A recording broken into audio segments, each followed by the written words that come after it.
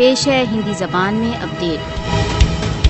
Operation blue star की 41वीं जयंती। सिखों ने खालिस्तान के लिए अपने संघर्ष को चालू रखने के संकल्प को एक बार फिर दोहराया। ऑपरेशन ब्लू स्टार की 41वीं जयंती के अवसर पर अमृतसर में गोल्डन टेम्पल में खालिस्तान जिंदाबाद के नारे लगाए गए। जून 1984 में भारतीय सेना का अमृतसर में गोल्डन टेम्पल पर आक्रमण सिख समुदाय के विरुद्ध राज्य समर्थित एक घातक निर्लज्जतापूर्ण कृत्य था। कश्मीरी सिखों की यातना तथा पीड़ा का अनुभव कर सकते हैं, क्योंकि वे भी सन 1947 से भारतीय पाशविकताओं को सहन करते चले आ रहे हैं। खालिस्तान के नाम से सिख समुदाय के लिए एक पृथक मातृभूमि सर्वविदित है। 1984 में गोल्डन टेम्पल पर चढ़ाई भारत के तथाकथित प्रजातंत्र पर एक कलंक है। भारतीय सेना ने जून 1984 में गोल्डन टेम्पल पर आक्रमण में तीर्थ यात्रियों सहित सहस्त्रों सिखों का वध कर डाला। भारतीय सशस्त्र बलों ने 1984 में सहस्त्रों सिखों की हत्या के साथ साथ सिखों के सबसे पवित्रतम स्थान को मिट्टी के ढेर में बदल दिया। 1984 में भारतीय सेना द्वारा अमृतसर में सिखों के पवित्र स्थान पर आक्रमण एक भयंकर अपमानजनक कार्य था। कुछ अनुमानों के अनुसार 1984 में सरकार की मिलीभगत से हिंदुओं द्वारा 30,000 से अधिक सिखों का रक्तपात कर दिया गया। सिख अपने महान नेता जरनैल सिंह भिंडरावाला की हत्या को नहीं भूलेंगे। भिंडरावाला एक निर्भीक व्यक्ति था, जिसने सिखों को भारतीय साम्राज्यवाद के विरुद्ध जागरूक किया। ऑपरेशन ब्लू स्टार ने सिख समुदाय के सदस्यों के मन पर गहरे घाव छोड़े हैं। वीर सिख जून 1984 में भारतीय सेना द्वारा अपने पवित्रतम स्थान के अपमान को कभी नहीं भूलेंगे।